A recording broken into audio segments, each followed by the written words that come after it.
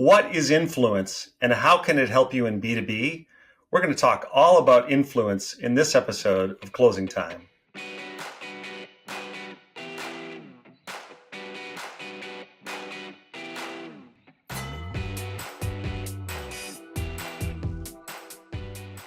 Welcome to Closing Time, the show for go-to-market leaders. My name is Chip House. I'm the CMO of Insightly CRM. And today I'm excited to be joined by Matt Brown. He's a two-time author and also host of the Matt Brown Show. Welcome to the show, Matt. Great to be here, Chip. Super excited. Yeah, so as you could tell from my intro, we're going to talk about influence. And you wrote a book called Secrets of Influence. So I know you know a thing or two about this. And this should be an entire softball for you, Matt. What is influence? It's a great question because if you ask 10 CEOs what is influence, you'll get 10 different answers. But I think it's probably easier to let the audience know what influence isn't. So influence isn't about vanity metrics like how many followers you have. That's really like influencer marketing, which is really about elevating oneself. So brands paying an influencer to elevate themselves, making money and promoting products that no one really cares about. But true influence in the context of business leadership is not about elevating oneself, but it's about elevating others. And if you think about like the world's greatest influencers, think about Elon Musk. If you think about Oprah Winfrey, if you think about Nelson Mandela, I'm from South Africa as an example. If you think about Satya Nadella and what he's done with Microsoft from an influence perspective, that's what true influence is. It's about elevating others and not yourself. From a marketing perspective, it's really about shifting perceptions, inspiring actions, and driving decision-making at scale. And it's one of those things where it feels like you know influence when you see it or experience it. You can sense the influence, in a great leader like some of the people that you named. You asked me this question, so I was on your show 2 weeks ago. And you said, Chip, what is influence to you? And I kind of winged an answer, but I said it sits at the intersection of charisma, substance, and trust. And I guess my point there was there's sort of an element about the person that's maybe sort of part of their personality that's maybe unnameable.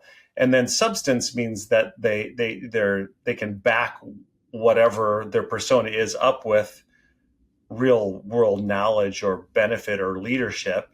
And then trust is there's sort of this path of them delivering, of them doing what they said they could do. And so that was my best attempt at trying to name what you mean by influence. But I'm curious, do you feel, if you were going to give three things to describe influence, what would it be for you, Matt? Well, the important thing to start off with is to understand the context within which influence lives. So if you're an aspiring business leader or a business influencer and you want to influence your market, the number one thing that you need first is attention. So attention today has become the new oil. But influence is the fuel that powers the engine of growth. So you need attention and you need influence. So I want to share with you a quick story which might land those three things for your audience really well. So when I arrived in the US, about 18 months ago, I'd lost all my network. And that's what happens when you move to a different country. And you're from South Africa originally, that's correct, right? That's correct, yeah. And so I sent 1,000 emails to startups in California who had raised $1 million or more in the preceding year. And I sent them a very short email going, hi, my name's Matt Brown. I run a popular business show. And, it's featured Steve Blank and all these famous guys. And I'd love to interview you for, half an hour to give you some free PR exposure. And I went to bed that night and I woke up the next morning and I had 190 booked interviews. And that's what I mean by attention and influence. Another example to land this point here is this. I ran this series on the show called Secrets of Fail. And so what I wanted to do as an influencer was really paint a counter narrative to what you see on LinkedIn today, which is that everyone's successful. So if you go on LinkedIn, what do you see? You see, people winning awards, companies being bought, and it's just this amazing timeline of success, isn't it? But you and I both know that failure is a big part of becoming successful. It's a prerequisite to success. And so I did this whole series where I interviewed about 150 CEOs. The aggregate revenues were over 10 billion, just about their failures. And then, as an example, what I did was I took that content and created a book, which became a bestseller. And then it was crazy to see, but we put 300 videos into the market over a period of about 10 days. My organic reach just shot through the roof, and I was booked on 8 different podcasts within about 10 days. That's what I mean by attention and influence. And then if you think about what I've really done is that I've used my platform to leverage my attention and leverage my influence. So as an example, I invested my time in doing an interview, but then that interview became a chapter in a book, which then became a bestseller, which then drove my speaking opportunities, which then also, got a lot of attention in the market and really helped business leaders to get over this idea that failure is not a cool thing to talk about. I actually think failure is a very powerful thing to talk about, but we don't do that enough. So it's about attention, influence, and leverage. Those are the 3 things that really drive impact today. Attention, influence, and leverage. So how does one create attention, right? I mean, is influence a choice that we can make? It's always a choice. It's like belonging. If you want to belong to Harley Davidson or KTM, you have to choose. And I think subconsciously we want to choose, right? We want to belong. We want to make a difference deep down. I mean, why do we suffer as business leaders? Why do we suffer as entrepreneurs? It's because we find meaning in that. And if you think about Nelson Mandela, he was in prison for 32 years, right? Suffering for 32 years. But when he came out, he forgave, his persecutors, and he transformed South Africa, right? So that's what I mean. It's a choice. He didn't have to choose that, but he did. And that's what made him such a powerful influencer. What would your advice be to somebody in the B2B space? Because in general, people that watch this are B2B go-to-market leaders. How do they put influence to work for themselves and their own brands? Yeah, it's a good question. So what I found in the go-to-market space, I mean, I've spent a lot of time in ad agencies like TBWA, Ogilvy, and all this kind of stuff. And also I talk to business leaders every day. And what I see on LinkedIn predominantly is that go-to-market leaders are focused on marketing the problem and their solutions, but not their value. So let me unpack that in the context of the Matt Brown Show. So if I was marketing the problem, right, what would I say to a CEO? I'd say to him, hey, why don't you come onto my show? You're looking for some free PR exposure, or do you need PR exposure? Come onto the Matt Brown Show. It has an audience in 100 countries, and I'll interview you. But that's not my value. That's the problem that I can solve, and that's the solution that I can provide, but it's not my value. So what is my value?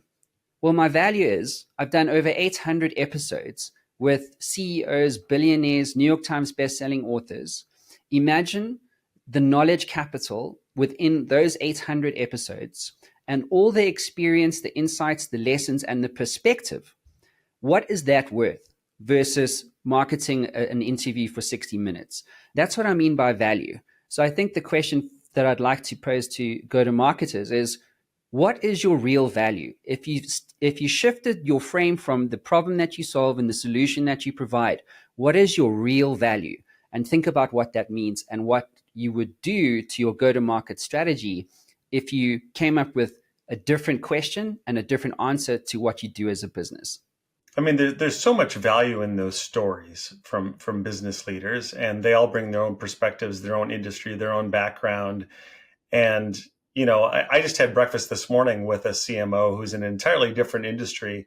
And I think we learned a lot from each other, right? Because I think that the benefits of talking to other people is you get an idea of how they're impacting their own audiences. So one of the things I guess I would build on is, can I harness the influence in others if I'm somebody that's inspiring or inspired to try to build my own influence, but maybe I haven't done it yet?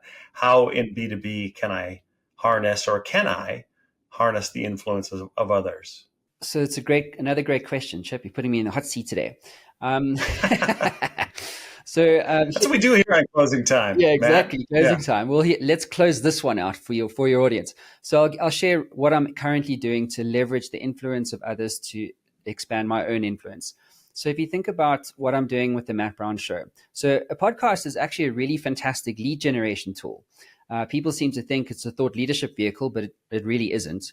In other words, Chip, if you're interviewing me, right, I'm the expert, and when I was interviewing you, you were the expert. So it's important to recognize that a podcast is not positioning you as an expert. It's just facilitating conversation and utility for an audience. But what I'm doing with my own show is I'm inviting mid-market CEOs, as an example, to come onto my show for an interview. And so what I'm doing here is I'm activating an emotional trigger. And specifically, that emotional trigger is reciprocity. So now what I'm doing is I'm giving a CEO my access to my platform for half an hour for him to promote his story or to talk about a conversation that matters to both of us.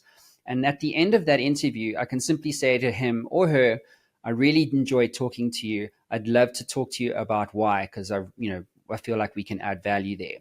And I can tell you now, for every 100 times that I do that as an example, 99 times I will get that meeting. But why? Because I'm activating that emotional trigger of reciprocity. In other words, when you do something for someone else, you benefit the most. And here's the beautiful part about that. When that podcast goes out, when that video goes out, what does that CEO do? Well, he shares it on LinkedIn. He shares it with his team. He shares it with his networks. He shares it with other influencers. And so what I've done is I've given him access to my platform, but what I've really done is I've harnessed his influence in his network by giving him value added content and a platform that can not only make a difference to him and myself, but to his networks as well. Yeah, so I think there's a lot to unpack there. One of the things I would say is, when I was on your show, if you have influence, Matt, right, does that make you an influencer, right? When I think about being able to be in front of your audience, it's of value to me and to my brand. Mm-hmm. Yeah, I think people get so romanced with the downloads, right? Well, how many followers do you have? So like I get 11,000 streams a month on average just on Spotify. And when I think about that, do I go to myself, well, Joe Rogan's getting 1 million. So am I doing enough? Am I influencing enough? And so this is what happens with podcasters. There's a whole graveyard of podcasts with 3 episodes that could have been something great, but people quit because they're focusing on the wrong things. So I don't care about the 11,000 streams on Spotify. I care about the one stream where that person, him or her, listened to what you had to say, Chip, or listened to what I had to say, or listened to something someone else had to say, and then made a decision.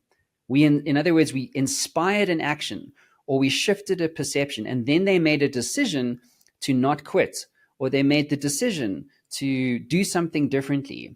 So that's what I think is important today to think about when, what is real influence? It's about the one person. It's not if you can impact 1 million or 1 billion, fantastic, but most of us can't. But it's not about the 11,000 streams. It's about the one stream that makes all the difference. Yeah, entirely. I mean, we all live in the long tail now, and I was just thinking about this as Spotify came out with their rankings and Taylor Swift had 26 billion streams in the last year. And I noticed a local musician friend of mine who I love. I think he's a phenomenal musician, Rob Meany, and he had 25,000 streams, right? Which is great for, I think, a local talent, and, he's heavily appealing to the audience that loves his music. And I think that's fine. He's not everybody has to be Taylor Swift or a gigantic brand to have impact with their influence. Yeah, 100%. I mean, I don't know if you remember this idea of, you need 1,000 true fans. So when the internet had sex and social media arrived, it was like, well, how many true fans can I get? And it used to be 1,000. I actually think today that you need 100. You need 100 true fans. You need far less, sort of scale to really impact and generate commercial value. Yeah. Well, this is a great discussion, Matt. Thanks so much. Any final thoughts for us? Yes. Plato said, if any man, I'm paraphrasing it, but if any man doesn't invest in his influence, he will be ruled by lesser men. And so invest in your influence. It's the currency of future business leadership. I love that. Wow, ending with a quote from Plato. That's amazing. I think that's maybe the first Plato quote we've had. Madalicious. That was pretty solid. I see what you did there, Chipalicious. All right. Well, it was phenomenal having you, Matt. Thanks so much for taking time. Oh, dude, it's been a real privilege. Thank you. Yeah, absolutely. And maybe we'll find time to have you back and to drill it more into your fail book. I think that's super interesting as well. And thanks to all of you for joining us on this episode of Closing Time. And tick the bell, hit subscribe, and we'd love to see you again. Thanks.